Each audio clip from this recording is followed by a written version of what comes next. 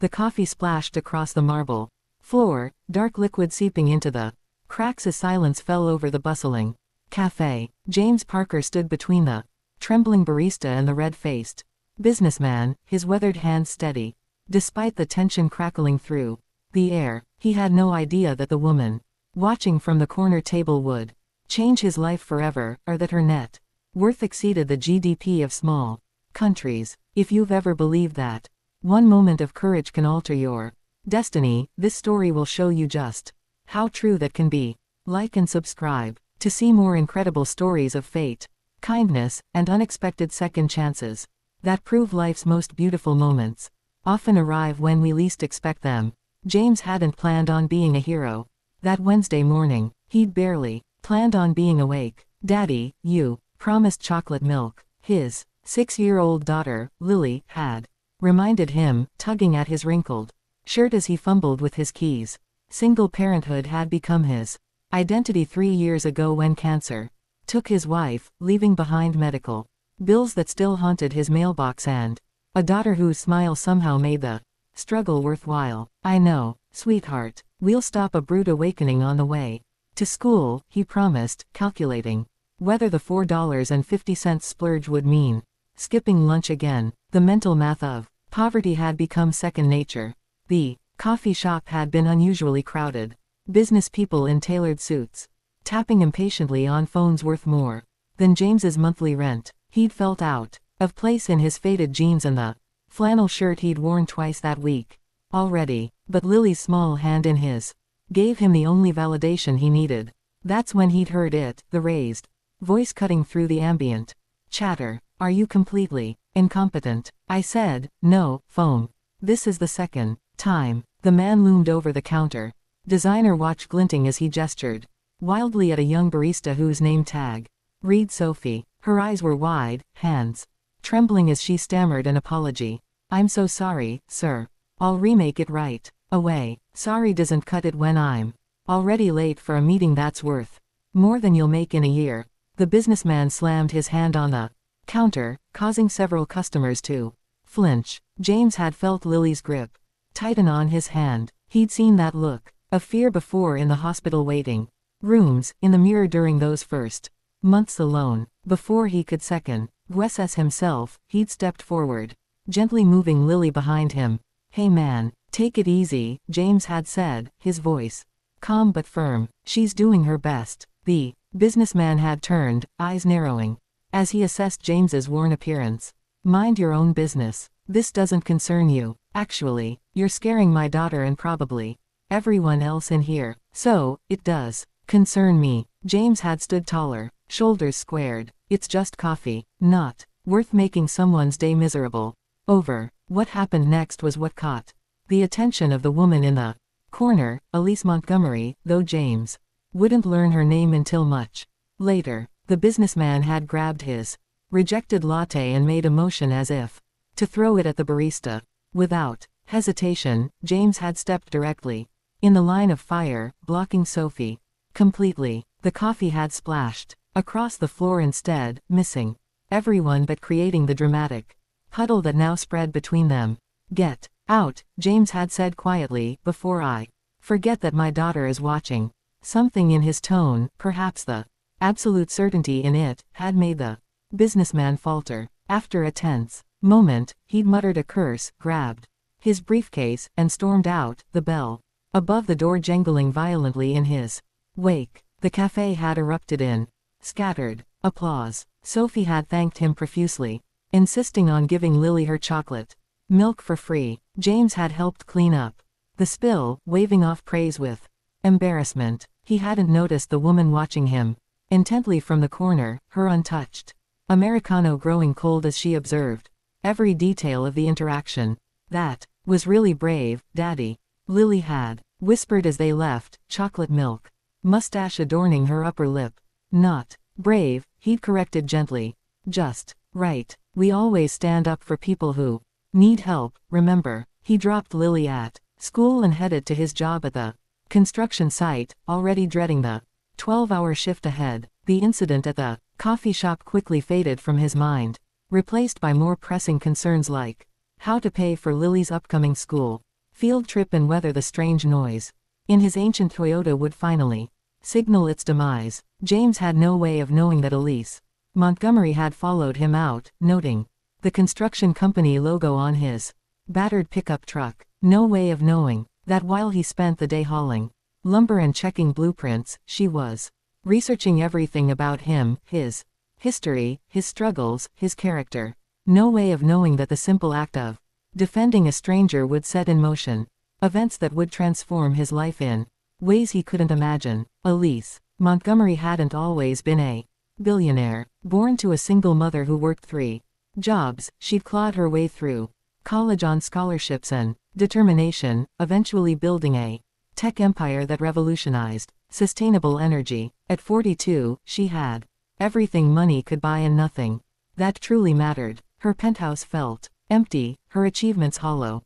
The board of directors respected her brilliance, but feared her perfectionism. She'd forgotten what it felt like to connect with people who weren't intimidated by her wealth or power until that morning at Brood Awakening, when she'd witnessed something increasingly rare in her world: genuine integrity, with no expectation of reward.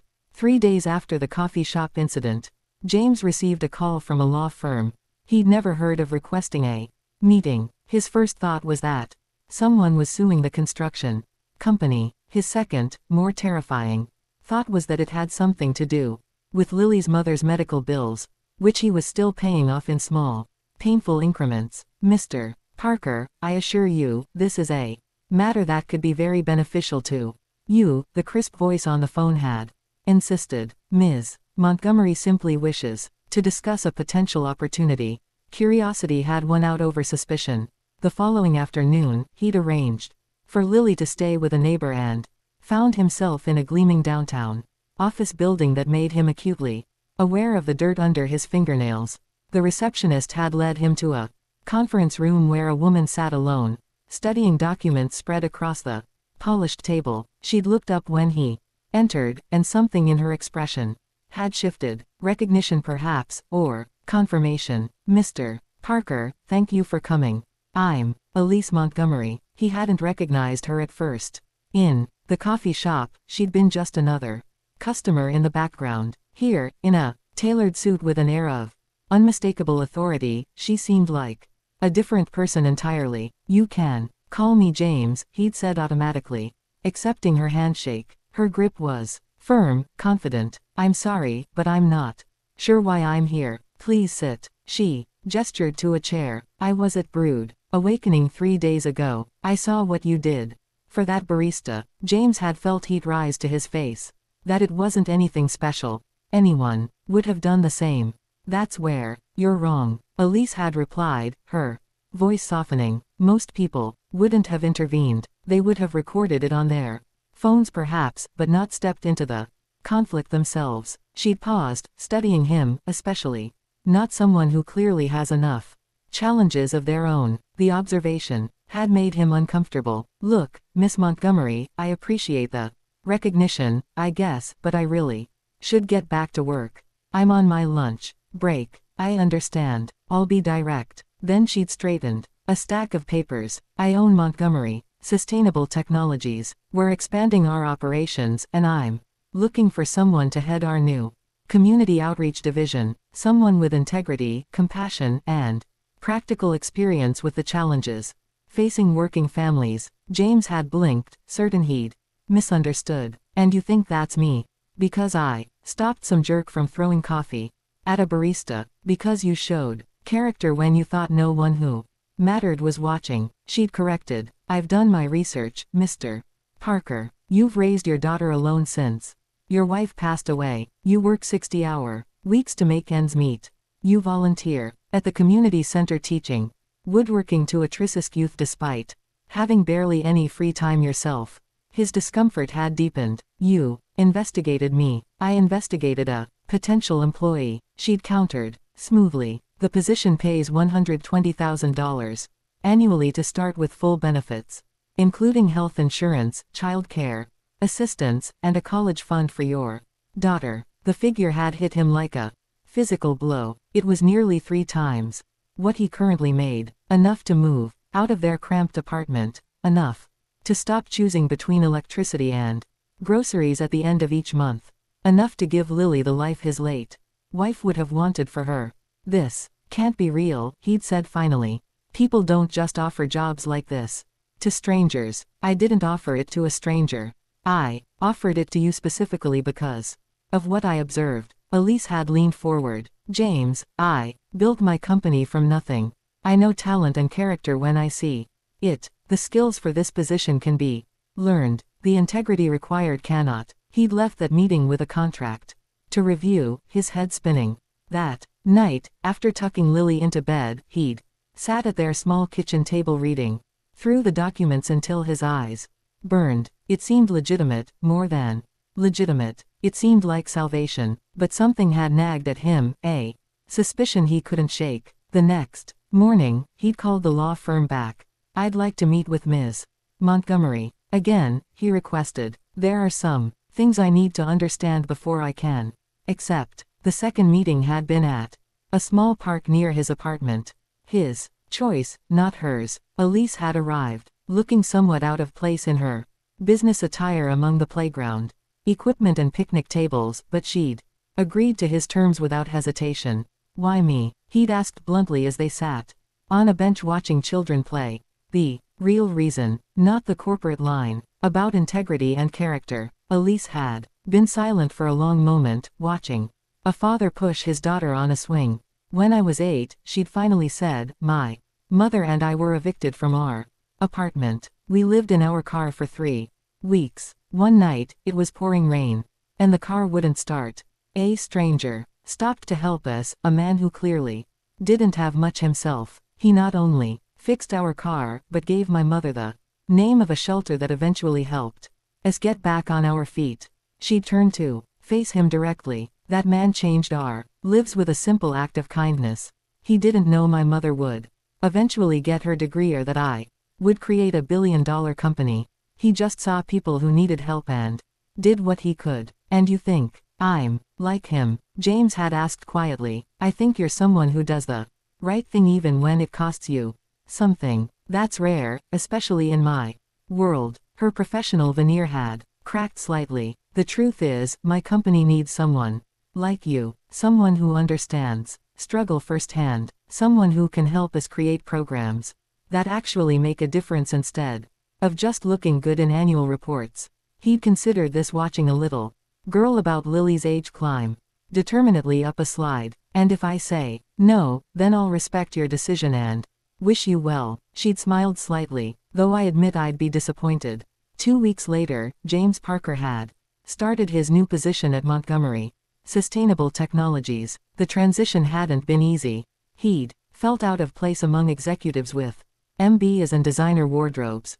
But he brought something they couldn't learn in business school: authentic understanding of the communities they were trying to serve. His first initiative had been a training program that hired construction workers who'd been injured on the job, teaching them new skills in sustainable building technology. His second had been a partnership with local schools to provide STEM education to underprivileged students. Both had succeeded beyond expectations. Elise had watched his progress with quiet satisfaction, offering guidance when needed, but mostly giving him the freedom to implement his ideas.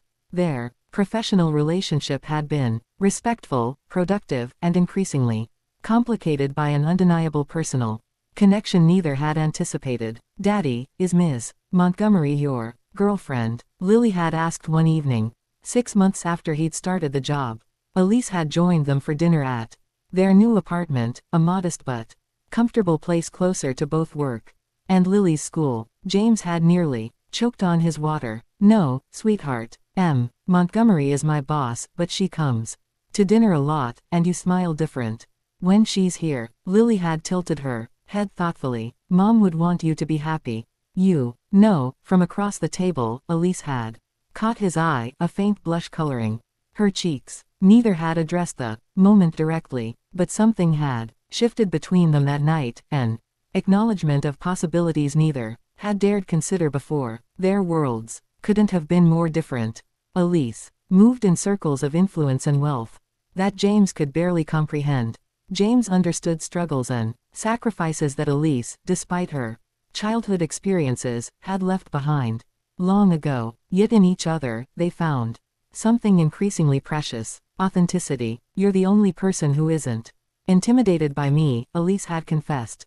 One evening as they worked late, reviewing proposals for a new community center. "Do you know how refreshing that is?" James had looked up from the blueprints, surprised. "Why would I be intimidated? You put your pants on one leg at a time, just like everyone else. Most people see the billionaire, not the person," she'd said quietly. "They either want something from me or they're afraid of disappointing me. You just see me. Maybe that's because you saw me first," he'd replied. "Not the struggling single dad or the construction worker. Just me." The kiss that followed hadn't been planned by either of them. It had been gentle, questioning, and followed by weeks of careful navigation as they figured out what it meant to build a relationship across such different worlds. There had been challenges, of course.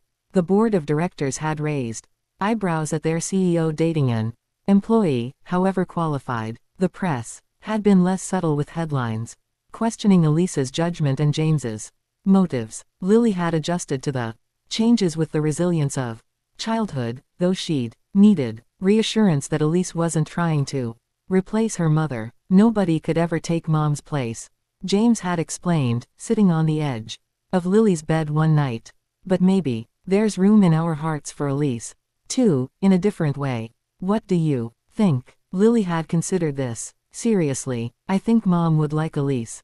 She makes you laugh." Again. A year after the coffee shop incident, James stood in the same brood awakening, waiting nervously as Sophie, now the manager, prepared his order. The ring box in his pocket felt impossibly heavy. "She'll say yes," Sophie had assured him, sliding his coffee across the counter with a knowing smile. "Anyone can see how she looks at you." "I hope so," James had replied, his voice unsteady, "because I can't imagine my life without her now." He'd chosen the coffee shop deliberately, the place where their story had begun, though neither had known it at the time.